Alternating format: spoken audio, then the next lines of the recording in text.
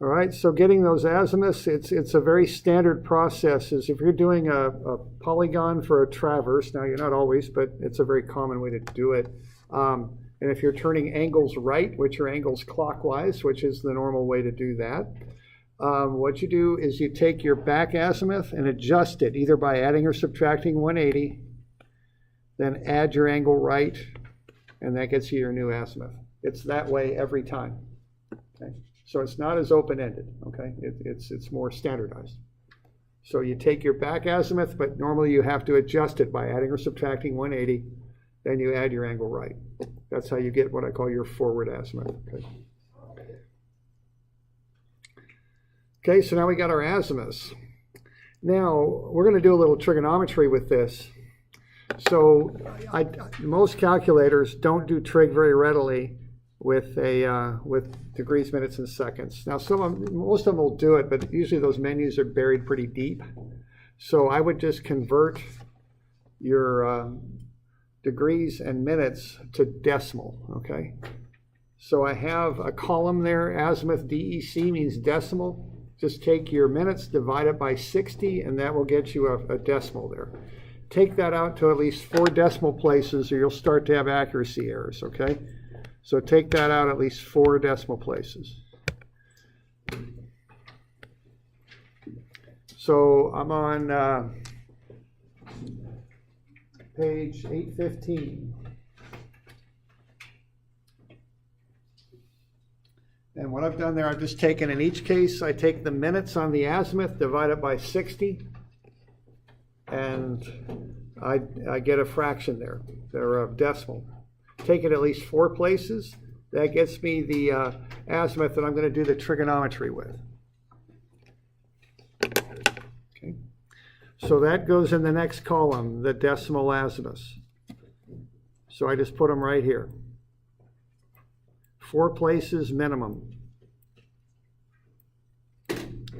So 38.7167, 282.83333, 209.2667, and 115.8500.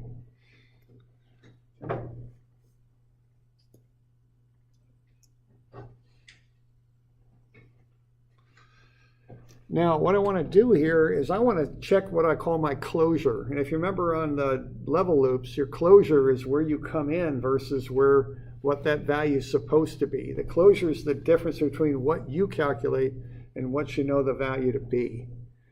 Okay? Now, I'm going to do the same thing, but I'm going to do it with an x, y. Instead of z, which I do in a level loop, now I'm going to look at 2 directions, x and y, northings and eastings. Okay?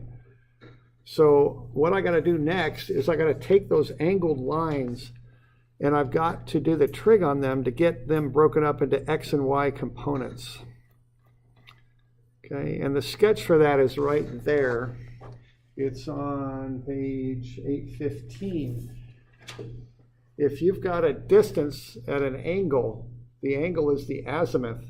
If you go cosine azimuth times distance, you get the latitude. Sine angle times the distance, you get the departure. Okay. Now that formula is on the upper right-hand corner of your formula sheet when you need it. So it's up there under coordinates, and COGO is the term for that. I've got the sketch there, plus I've got the formula. So that's there when you need it, upper right-hand corner. It's turned around a little differently than what you might be used to in math because the cosine gets you y, the sine gets you x. The cosine gets you the y, which we call a latitude. The sine gets you x, which we call a departure. Now I'm showing that up in the northeast quadrant because it's the most intuitive place to draw the sketch, but this will work regardless of which quadrant you are. The sine and everything will just come right out if you apply that formula. So cosine azimuth times distance gets you latitude, sine azimuth times distance gets you departure. That's all. You don't have to worry about anything else. Just do that, it'll come right out for you. Just be sure you're in decimal with your azimuth. Yeah, question. What page? Yeah. I'm on page 815. All right. All right, so on the next page there, 816, I just run through and apply all that, okay? So I just run through and do all that. And what I'm getting there out to the 100th is the x and the y components of those lines.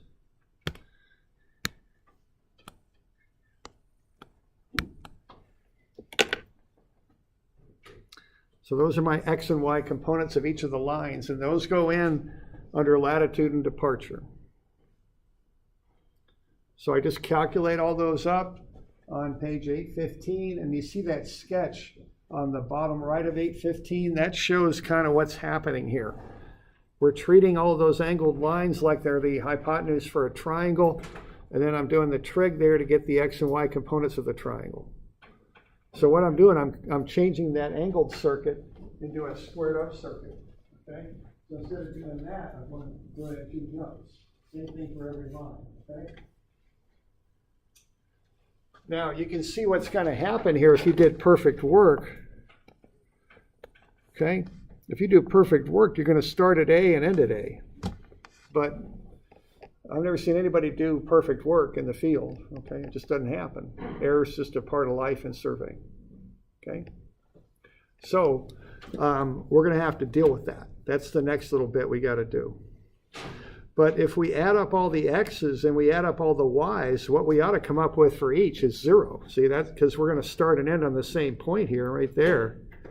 So when we add up all the x's and y's, which are latitudes and departures, y's and x's actually, what we ought to come up with is 0. So I'm going to put those latitudes and departures in that table. I put the signs on them even when they're plus, just so I'm real sure I'm tracking them properly. Okay, so there's the next little bit on the table.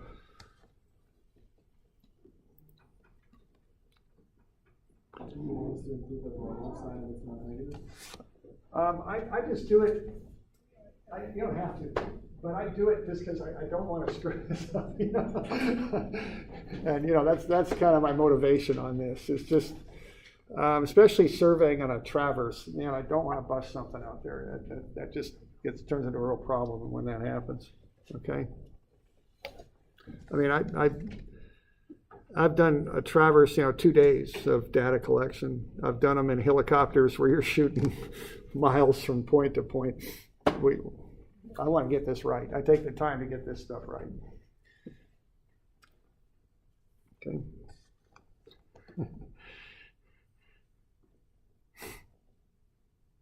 All right, so I get that stuff filled in.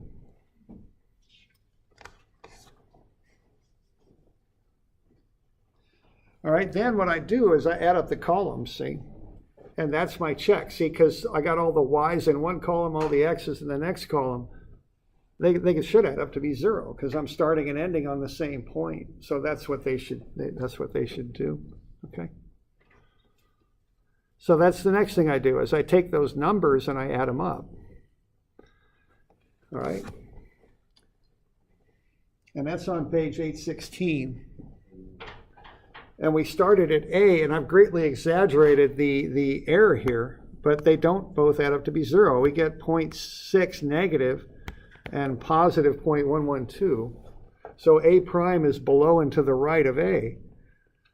And, it's isn't bad. I mean, it's 2,000 feet of surveying, I think. We came off 0.6 negative in the Y and 1.12 in the X. Okay, that's not bad.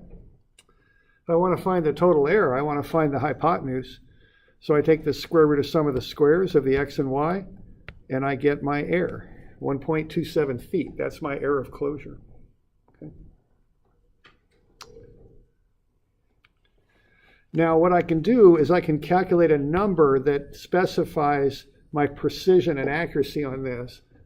It's called the precision is what it's called. You take the total perimeter you surveyed, which is 2,629.4 feet. That's over in the left-hand column. Divide it by your error. And that comes out to be about 2,000 feet. What that's telling me is in every 2,000 feet of surveying, I had 1 foot of error. So when you see these traverses specified in a contract, they'll call them out by precision. The ones I've seen are 1 in 5,000, 1 in 10,000. Those are the typical specs on a traverse, depending on the order of traverse you want.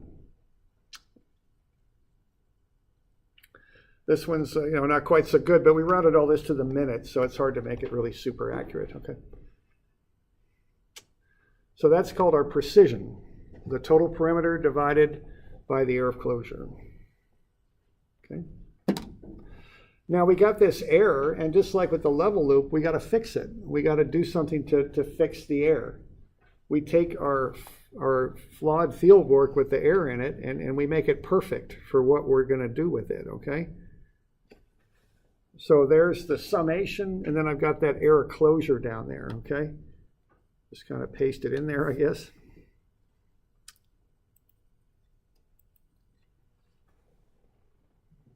Okay, and that was all done on the page in the book, 816. All right, now the error closure formula is on your formula sheet. It's on the right-hand side, a little about halfway down. And then the precision formula is on your formula sheet. Okay, so just know that stuff's there, where it's at, and all that, what it looks like. Okay, yeah. Sorry, is the formula sheet going to be the same for the final lesson? Yeah. Yeah, it's basically we go from the left-hand column to the right-hand column is what we do. Yeah, same thing. So I'm trying to call that stuff out for you so you know what you got. Okay. All right. All right. Now we got to fix this. Okay. Now this is where it gets a little complicated. There's a lot of ways to fix this. The simplest way is called the compass rule. That's what we're going to use. But you can get into some really advanced statistics if you really want to get into this stuff. You can apply a whole term of statistics to how to adjust a traverse. We're going to keep it simple. We're just going to use the compass rule. Okay? But if you're, and when I've worked in industry, this is generally what we used. If you're doing a real fancy high-level traverse, you're going to get into some of this stuff. I remember the software you buy to do this stuff. If you want these least square adjustments in the software, you pay extra for it. I remember that. It's a more advanced package, okay? But the compass rule works fine for everyday stuff that we do. So what you do is you take, you proportion out the correction by the length of the line, okay? So what you would do, you would take your total misclosure for latitude, divide that by your traverse perimeter, and multiply that by the length of your line. Okay? And what that does, it assumes the longer the line, the more error you had and the more correction you need. Okay? And these formulas are right on your formula sheet too. Okay? On the right-hand side, a little bit more midway down.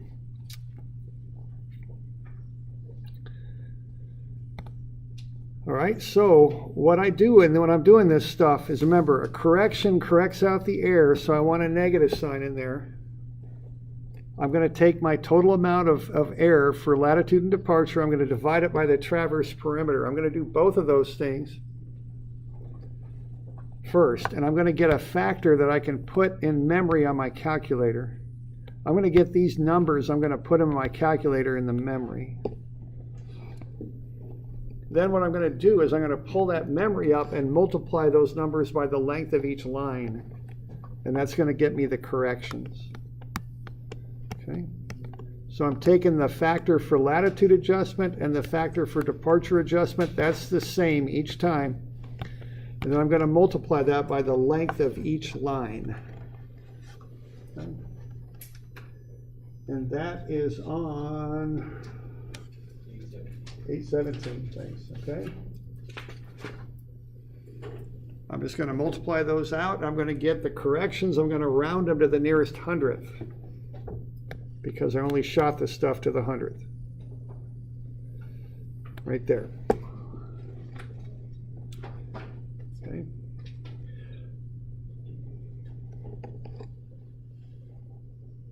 So I'm going to take that stuff off of 817.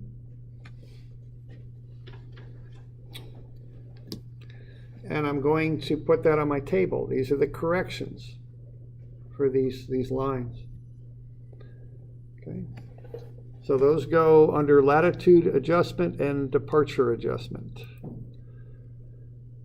And it's the same sort of thing as a level loop. I'm looking at how much error I had. I'm taking the negative of it and I'm proportioning it for the length of each line. That's what I'm doing. So I guess it's a little different than what we did on level loops, but it's the same sort of thing. I'm taking the negative of the error, I'm breaking it up into pieces and applying it to each line is what I'm doing. I round it to the nearest hundredth. Now I add up my corrections before I do anything else, because what I want to be sure is these corrections are the negatives of the errors. Sometimes on account of rounding, you'll have 100th or 2 difference. You don't want that. So if that happens, I just kind of throw 100th into usually my biggest corrections. I'll throw an extra 100th in there if I have to make it work. Because the purpose of the corrections is to fix the error. So the correction should be the negative of the error. Exactly. And if they're not, I'll make them that way. Usually I'll just do it on the biggest line. So if I had to make a little extra adjustment, I do it on this one, okay? If I get my pen to work anywhere, there it is, that one. Okay.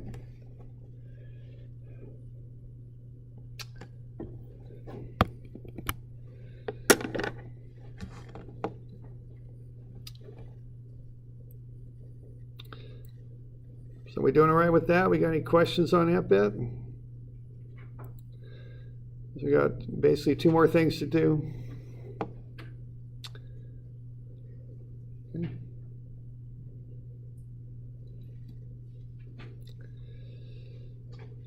All right, so those are the corrections. Now I apply the corrections to the latitudes and departures. So I'm going to adjust the lengths of these by the corrections.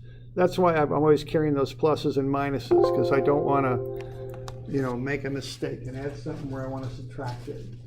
So I just got all the signs in there, and I just add the correction to the original line.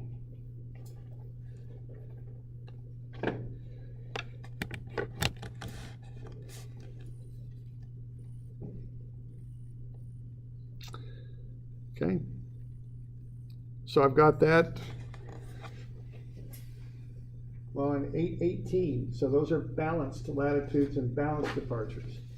So all I'm doing there is adding the correction to the original latitude. So the latitude correction to the original latitude, departure correction to the original departure. I watch my signs, so even though I'm saying add, if it's a negative correction, of course I subtract it. If I've got a negative departure here and a negative correction, of course they sum together, okay? So just watch your signs. That'll get you the balanced latitudes and departures. So now they're perfect, see? Now they're going to close right back to where they started. And if you want to check on that, you're going to add them up and make sure they come out to be 0. Okay?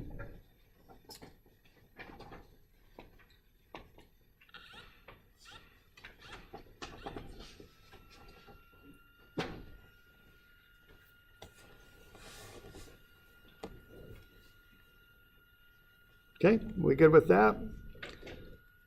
So there's all the balanced latitudes and departures. Those are next. I just fill those in. There they are. And when I add those up, they come out to 0, okay? If they don't, something's wrong. I gotta fix it.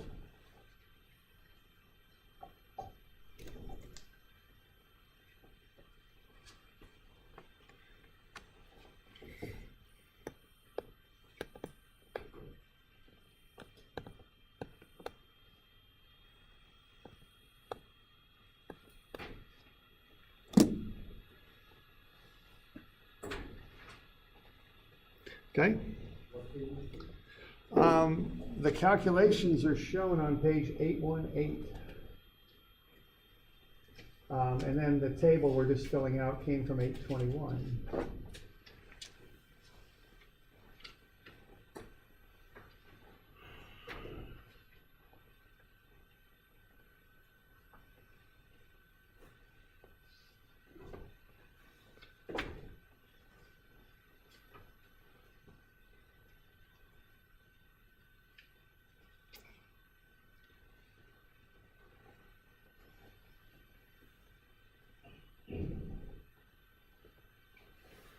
All right, so those should add up to be 0. And then the last step here is you have a starting coordinate where you start. All surveying is done on XY coordinates. As I've mentioned, there's several systems that cover the entire state. State plane coordinates, there's also the Oregon Coordinate Reference System that's used. Somehow you have to have a beginning coordinate where you start. Sometimes we just pound a stake in the ground and say that's 10,000 for my project, and you work off of that. But somehow you got to have a beginning point that you use. And if you go back to page 812, you'll see the coordinate on A. It's 2631.75 and 4337.82. That's a given. It's not like you have to calculate that. You have to know what your starting point is. Okay, so all this stuff, plan sets, and especially now when we're going more digital with all the stuff we do, it's all coordinate based. Okay. So if you go back to that original page, you'll see that beginning coordinate. Again, that's just a given.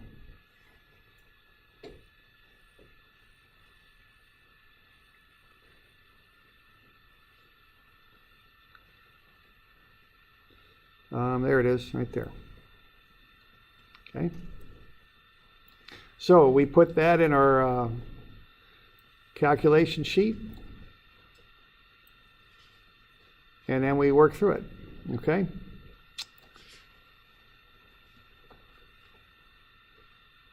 So there's the beginning coordinate, and I just add and subtract the latitudes and departures to get the coordinate of the next point. And just keep going, repeating that process over and over again. And you should come back on a coordinate where you began. And what you've got now are a bunch of X, Y's. Okay? And I don't know if you all work much with AutoCAD. If you've done that, what you're going to do, see, you draw those points up in AutoCAD, or you might be using a different program. It might be a surveying program, which runs like AutoCAD. It might be Civil 3D or MicroStation or Eagle Point or whatever the heck it is, but it goes in by coordinate. You've got those control points in there now. In our example, what we've just done is figure out what that person's property is based on our traverse, okay? What their property corners are. You might also, if you're on a construction site, you'll see points out there that the surveyors use that are control points. This is how they're setting those. I don't know, with all this GPS happening, you don't see this as much, but I remember seeing these sites where they had all this equipment out there, and they're cutting all this material out, but there's one mound out there, a big steep mound, and usually it's protected by lath, right? They got lath pounded in there, and they wrap pink ribbon around it, and at the very top of the mound, you got a surveyor and an instrument. They leave them alone, and they're out there turning angles and helping the equipment coordinate what's going on. But that was a control point. They didn't cut that. They leave it alone. Okay. So they'll put their pink ribbon around them, because pink ribbon, you probably didn't know this, but it's protective. It will keep equipment bounces off of pink ribbon when you wrap it around lath. You don't need to worry if you got pink ribbon out there. You're good. So, all right. And then I've seen this a few times. Out in job sites. Now with this GPS, it's changing a bit, but you'll still see that sometimes. Those control points, they leave them alone because they need those. Those are references. Okay. All right. Okay. So now you fill in the last bit. You get all those coordinates in there.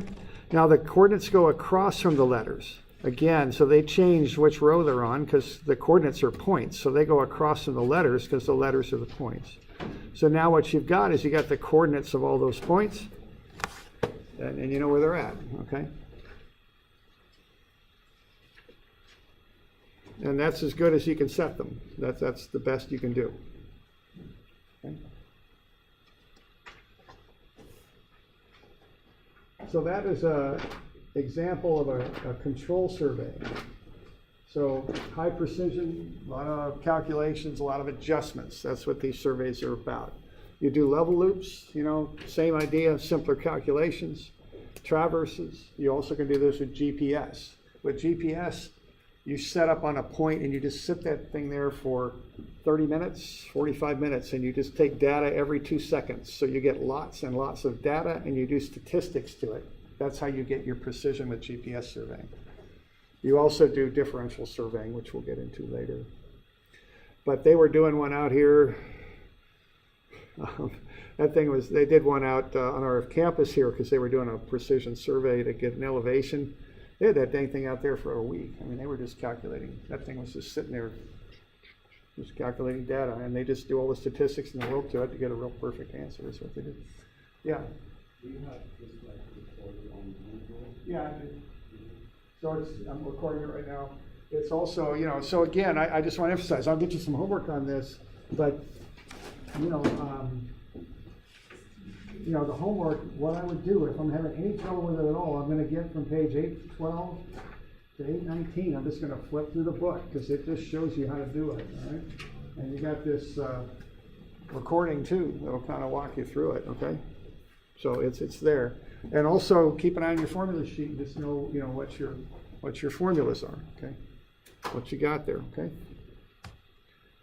Right now, I'll get you a couple of these to do. We're also going to do a Traverse lab on Thursday, so I'll get a party chief picked for that. So the lab is on page 861. We're just going to do a 3-sided traverse up on the courtyard. So we will be under the deck. We'll be outside, but we'll be under the deck, so we won't get rained on if it's raining. But your party chief is just going to direct the crew to set up on 3 points, turn 3 sets of angles, and shoot 3 distances. And we're going to do the adjustments on it and get coordinates on the points. Okay, so kind of keep it simple, 1 point at a time. Get the angle and double it, and shoot the distance. Now the homework is set up in a certain way. So let's everybody have a look because we got a couple minutes here. The homework is on page 841 and 842. I'm going to have you do number 1 and number 3. So you don't have to do number 2. Number 2 is the 5-sided one. You do not have to do that. Okay, so I'm on page 841 and 842. Okay? We good? Yeah. So Number one, and then on 842 we got number 3. So it's number 1 and number 3. So that's the figures. Now I've got 2 blank calculation sheets for you on 845 and 6. So that's where you can do the work. Now plus, we've got more, okay? We've got on page 851 and 853. So 851 and 853.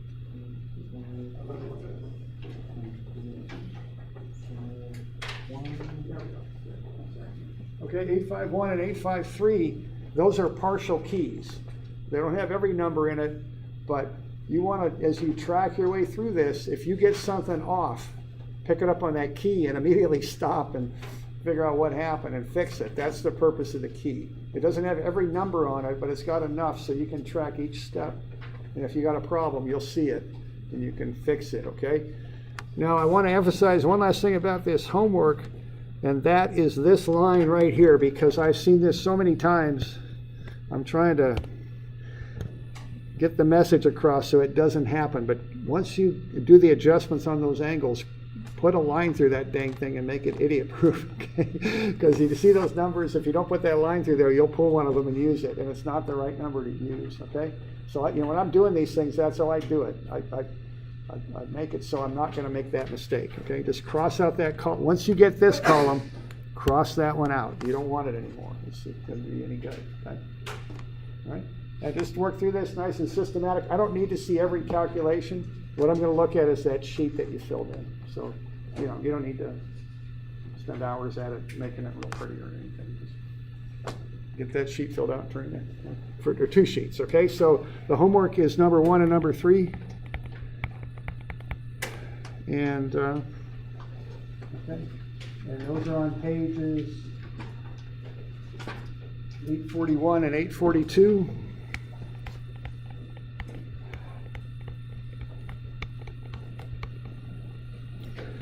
Do them on 845 and 846. Those are the blank sheets you can do them on. And then there's partial keys on the next 2 pages.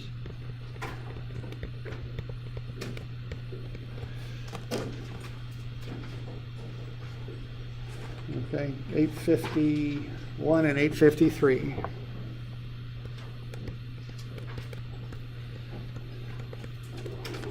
Okay, so those will be due next week. Think we'll have them do Tuesday next week?